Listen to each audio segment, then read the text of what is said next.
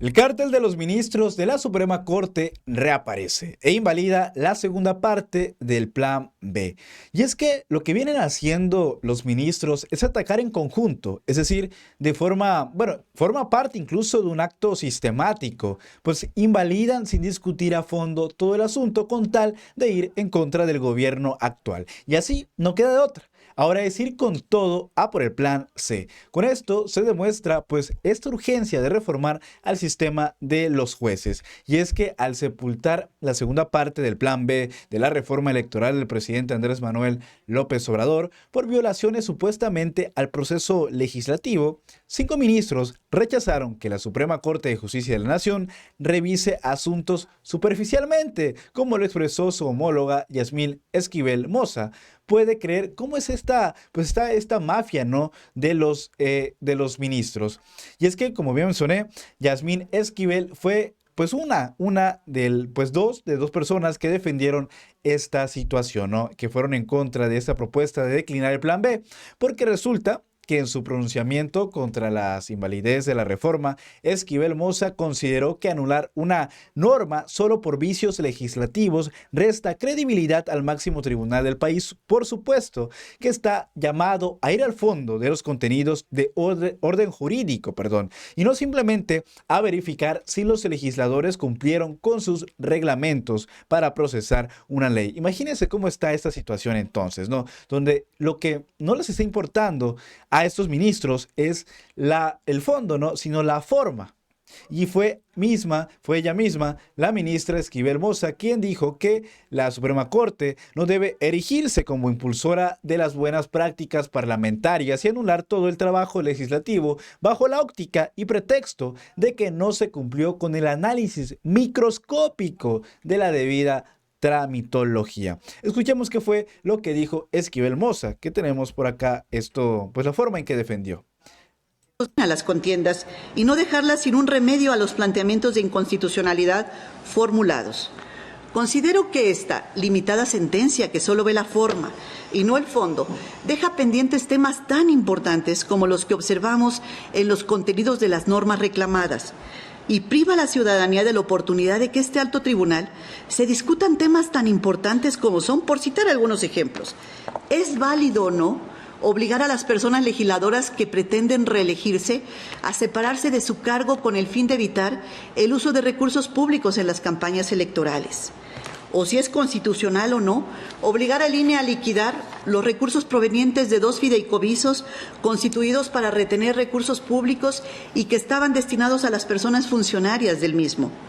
O también adecuar las remuneraciones a las personas servidoras públicas del INE a los topes salariales establecidos en el 127 constitucional. También sería importante obligar a los partidos políticos si es correcto que establezcan en sus documentos básicos acciones afirmativas o mecanismos de paridad de género que garanticen la igualdad y no discriminación. También sería conveniente revisar si el INE tiene la facultad de ordenar la suspensión de la entrega de bienes a través de cualquier sistema que realicen candidatos, partidos políticos o cualquier persona para promover el voto de una candidatura determinada.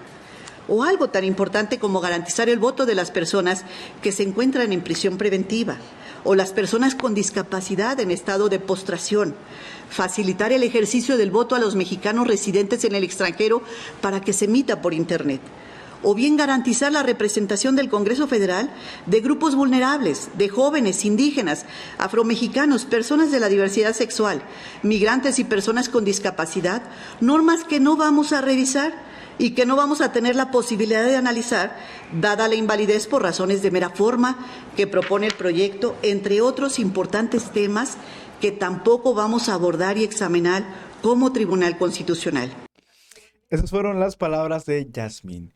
Bueno, por otro lado, el ministro Luis María Aguilar Morales respondió a Esquivel Moza que el respeto a las reglas legislativas, lo que no ocurrió en la aprobación de la primera y segunda parte del Plan B, según determinó el Pleno Máximo Tribunal, no es una minucia ni una mera solemnidad ni implica un estudio superficial. Por otro lado, Aguilar Morales subrayó que cada uno de los elementos que conforman el proceso de creación de leyes confluyen en una finalidad común: garantizar que el Congreso de la Unión emita las normas más justas, más democráticas y que representen en la medida de lo posible el sentir del pueblo mexicano, cosa que pues no sucede así, ¿verdad? Y es que para el expresidente de la Suprema Corte de Justicia de la Nación, la Cámara de Diputados omitió justificar la dispensa de trámites y no publicó con la anticipación debida la iniciativa de la segunda parte del Plan B.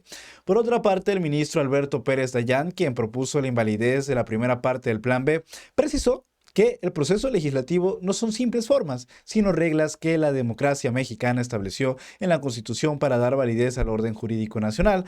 Ante lo expresado por Esquivel Moza, el ministro Juan Luis González tomó por segunda ocasión la palabra durante la sesión para manifestar que el estudio de los vicios legislativos no es superficial, pues la forma es fondo. Y como era de esperarse, la presidenta de la Suprema Corte de Justicia, Norma Piña, coincidió con lo expresado por los ministros Aguilar Morales, Pérez Dayán, González Alcántara, y aunque votó a favor de eliminar la segunda parte del Plan B, el ministro traidor, sí, Arturo Saldívar Lelo de la Larrea insistió que solo debe desecharse un proceso legislativo cuando los vicios detectados en el mismo son graves y con efectos invalidantes que afectaron la discusión deliberativa democrática. De hecho, al plantear su proyecto, el ministro Javier Lainez afirmó que el Plan B era la reforma en materia de competencia y organización del Instituto Nacional Electoral más importante en los últimos 20 años, que no fue dictaminado y que se discutió en un periodo de 4 horas y media. Por otro lado, la ministra Loret Ortiz consideró que las causas por las cuales es posible invalidar una ley por vicios del procedimiento tienen que ser suficientemente graves a fin de no trastocar la autonomía parlamentaria del Congreso de la Unión. Pero escuchemos cómo se pronunció el día de hoy el presidente en su mañanera, en su conferencia. Vayamos a esto que tenemos por acá. Bueno, porque somos respetuosos de la división y del equilibrio entre poderes, algo que ellos no están cumpliendo. Ellos están en una actitud de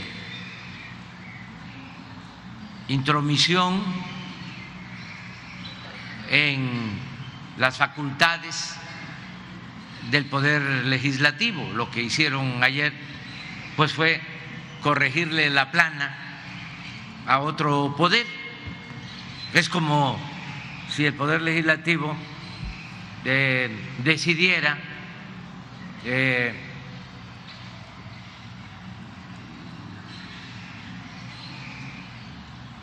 enjuiciar a jueces, a magistrados, a ministros corruptos.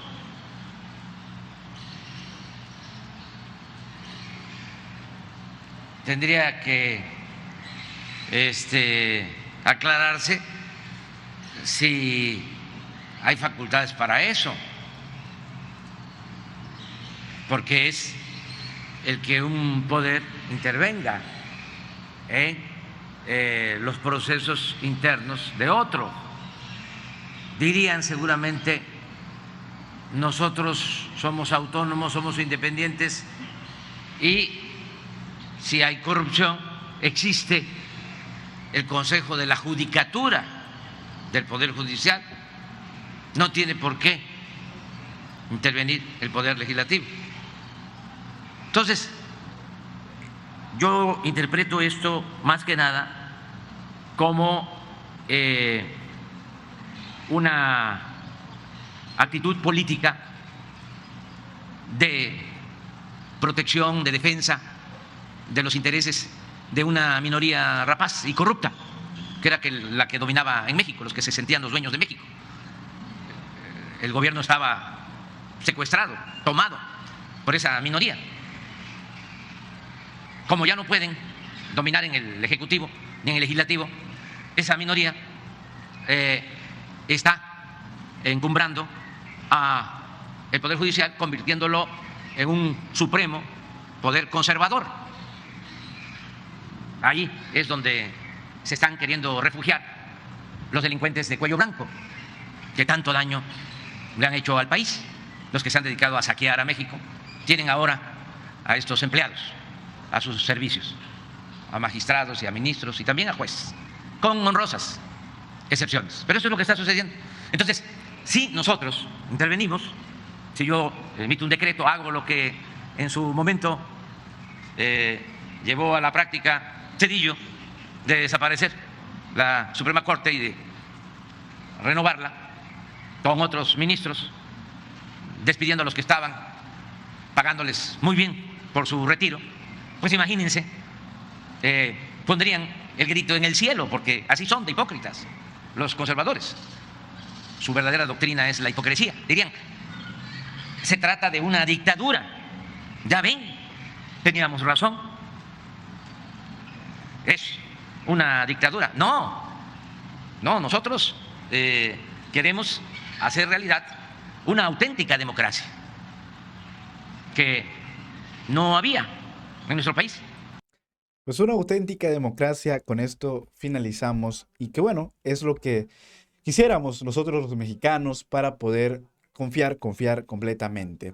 Pues así es la situación con el lamentable sepulcro del Plan B. Por lo pronto el video se queda hasta aquí, esperando que la información le haya sido de utilidad. Le invito a lo de siempre, dejar su like, compartir, comentar y suscribirse para seguir al tanto de futuras novedades. Soy Miguel Pérez y usted y yo nos seguimos viendo. Hasta pronto.